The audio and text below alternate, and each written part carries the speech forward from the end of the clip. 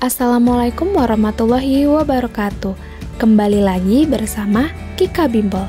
Teman-teman, pada kesempatan kali ini kakak akan membahas bab mengenai getaran dan gelombang. Tapi pada video part pertama ini kakak akan membahas tentang getaran saja. Teman-teman, pernah nggak kalian bermain ayunan?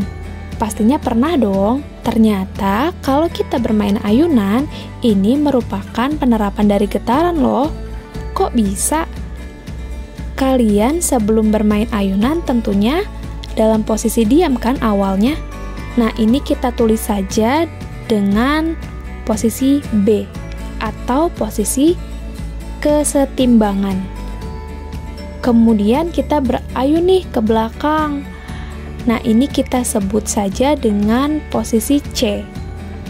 Dari posisi C, tentunya teman-teman akan berayun lagi ke depan melewati posisi B atau posisi kesetimbangan, kemudian berayun lagi ke depan, dan ini kita tulis saja dengan posisi A. Nah, seterusnya teman-teman pastinya dari posisi A, kemudian ke posisi B, dan kemudian ke posisi C. Nah, ini merupakan definisi dari getaran. Jadi, getaran adalah gerak bolak-balik suatu benda secara teratur melalui titik kesetimbangan. Lalu, bagaimana sih menghitung jumlah getaran?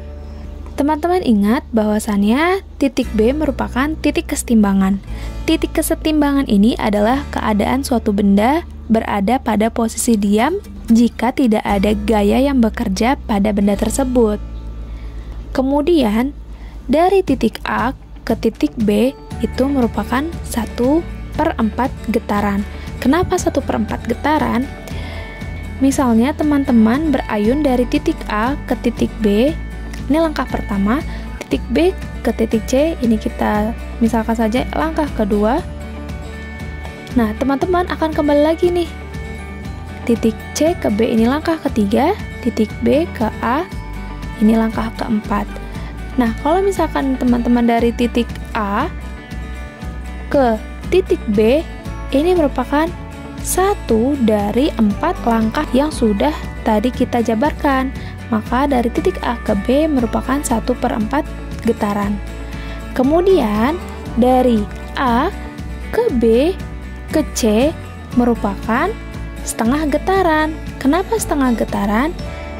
Karena dari A ke B itu 1 langkah, dari B ke C ada 2 langkah. 2 dari 4 langkah, yang artinya jika kita sederhanakan itu menjadi 1/2. Ini sama-sama kita bagi 2, menghasilkan 1/2 gitu. Selanjutnya, bagaimana dengan dari posisi A ke B ke C dan kembali lagi ke B? Maka di sini 1, 2, 3 3/4 getaran. Terus yang terakhir dari posisi A ke B ke C ke B lagi dan ke posisi semula ke A lagi. Maka ini disebut dengan 1 getaran penuh. Kenapa? Karena ada 4 langkah dari 4 langkah yang sudah tadi kita jabarkan. 4 dibagi 4 hasilnya 1. Jadi A ke B ke C ke B ke A lagi merupakan 1 getaran penuh. Kemudian ada istilah dalam getaran. Yang pertama adalah simpangan. Simpangan ini merupakan jarak terdekat yang ditempuh benda bergetar dari titik kesetimbangan. Misalnya ini kakak jabarkan lagi setiap langkah dari proses mengayun. Nah, titik kesetimbangan ini berarti yang ada di tengah-tengah, yaitu posisi C. Nah, jarak terdekat dari si C ini merupakan titik B. Titik B ke C ini merupakan simpangan. Karena apa? Dia adalah jarak terdekat dari posisi kesetimbangan. Kemudian selain B ke C ada lagi tidak, yaitu D. Nih, dari C ke D ini merupakan simpangan atau jarak terdekat dari posisi setimbang. Yang kedua ada amplitudo. Amplitudo merupakan simpangan terjauh dari titik setimbang. Contohnya adalah nih, C ini kan merupakan titik setimbang. Simpangan terjauhnya siapa? jarak terjauhnya adalah dari C ke A. Nah, ini disebut dengan amplitudo. Oke, selain dari C ke A, ada C ke E. Ini simpangan terjauhnya. Nah, ini juga disebut dengan amplitudo. Jadi, teman-teman tahu ya bedanya antara simpangan dan amplitudo? Simpangan itu jarak terdekat, ini simpangan. Nah, kalau misalkan yang terjauh itu disebut dengan amplitudo. Selanjutnya, ada besaran dalam getaran. Yang pertama, ada frekuensi. Frekuensi adalah seberapa banyak sih getaran yang terjadi dalam 1 detik? Nah, rumusnya adalah F sama dengan N dibagi T, atau bisa kita sebut fanta, biar nanti tidak terbalik dengan periode. Jadi, fanta, F, N, dan T. Oke? Nah, kalau periode adalah waktu yang diperlukan untuk melakukan satu getaran. Rumusnya adalah T sama dengan T kecil dibagi N. Atau kita bisa sebut dengan Titanic. T besar, T kecil, dan N. Ini yang diketahuinya. F itu frekuensi dengan satuan Hertz, T besar itu periode dengan satuan second, T kecil itu waktu dengan satuan second, dan terakhir N, banyaknya getaran. Oke, kita langsung masuk aja yuk ke contoh soal yang pertama. Sebuah bola berayun dari A ke B ke C selama 0,5 second. Maka frekuensinya berapa? Oke, kita tulis dulu yuk apa sih yang diketahui dalam soal. Sebuah bola berayun dari A ke B ke C. Nah, dari kalimat ini kita bisa menentukan N, banyaknya getaran. Dari A ke B itu 1, B ke C 2, berarti ada 2/4 langkah alias setengah getaran, ya kan? Oke, berarti N-nya kita bisa dapatkan setengah getaran atau kita bisa buat 0,5 getaran. Selanjutnya, diketahui lagi bahwasannya ada waktu nih di sini, 0,5 second. Berarti T kecil sama dengan 0,5 second. Yang ditanya apa? Frekuensi. Oke, simbolnya F. Maka kita jawab. Ingat rumus F itu apa? Fanta. Maka F sama dengan N dibagi T. N-nya 0,5 dibagi waktunya 0,5. 0,5 dibagi 0,5 sama dengan 1 Hertz. Maka frekuensinya adalah 1 Hertz. Contoh soal yang kedua. Sebuah benda melakukan 5 getaran sempurna dalam waktu 0,2 second. Tentukan frekuensinya. Oke, kita tentukan yang diketahui. Yang pertama adalah di sini melakukan 5 getaran. Berarti banyaknya getaran adalah N. N-nya sama dengan 5. Dalam waktu 0,2 second, maka T kecil sama dengan 0,2 second. Tentukan frekuensinya. Oke, berarti yang ditanya frekuensi. Kita jawab rumus frekuensi, jangan lupa fanta. N dibagi dengan T. N-nya berapa? 5. T-nya 0,2, maka 5 dibagi 0,2. Nah, supaya kalian tidak bingung dalam pembagian bilangan desimal, maka di sini kita kalikan dengan 10. Kenapa 10? Karena di sini desimalnya ada satu angka di belakang koma. Maka di sini kita kalikan dengan 10.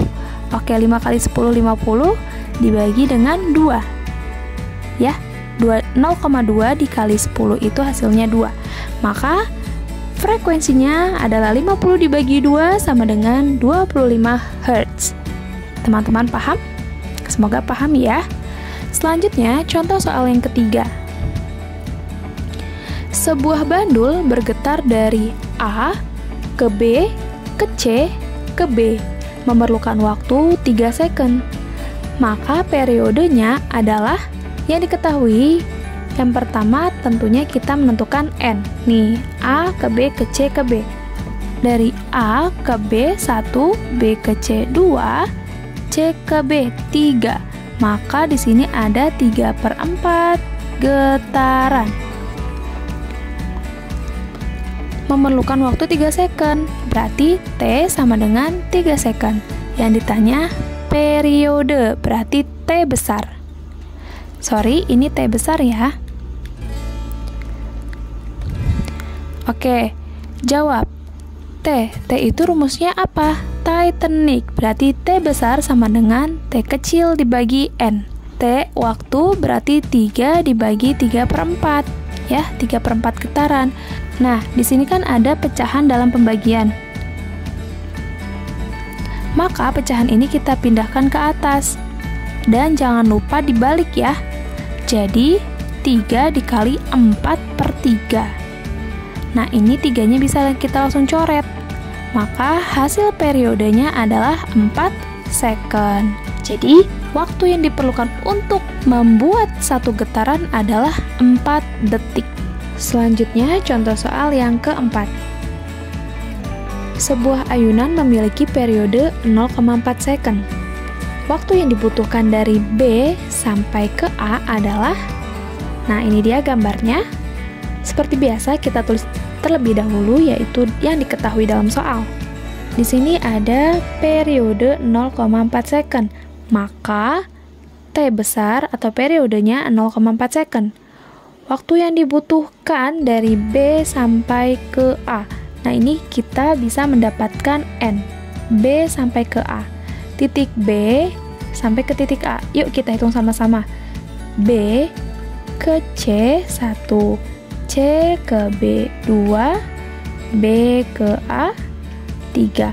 Maka jumlah getarannya adalah 3/4 getaran. Maka yang ditanya di sini adalah waktu atau T kecil simbolnya. Karena di sini membicarakan periode, maka rumusnya adalah Titanic. T sama dengan T kecil per N. Atau karena di sini kita mencari waktu ya, teman-teman, maka rumusnya kita bisa menjadi T sama dengan N dikali T. Ini tinggal dikali seperti ini aja, kali silang. T sama dengan N dikali T. Oke, kita langsung masukkan saja. Jumlah getarannya adalah 3/4 dikali 0,4. Oke. Nah, di sini kakak kalikan dulu 3 kali 0,4 hasilnya 1,2 dibagi 4. Nah, supaya tidak bingung, di sini kan ada satu angka di belakang koma ya, di 1,2-nya ini. Maka ini kita kalikan 10, ini juga kita kali 10. Nah, maka hasilnya jadi 12 dibagi 40. 12 dibagi 40 hasilnya 0,3 second. Oke teman-teman, ternyata frekuensi itu ada hubungannya loh. Berdasarkan persamaan frekuensi dan periode, maka didapatkan hubungan seperti ini. Untuk frekuensi sama dengan 1 per periode, atau untuk periode itu rumusnya 1 per frekuensi. Untuk penerapan dalam soalnya seperti ini.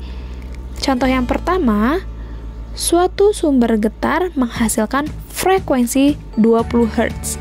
Periode getaran tersebut adalah, nah di sini kan dalam soal yang diketahui frekuensi, sedangkan yang ditanya adalah periode. Nah, dalam kasus soal seperti ini kalian bisa langsung menggunakan rumus hubungan antara frekuensi dan periode.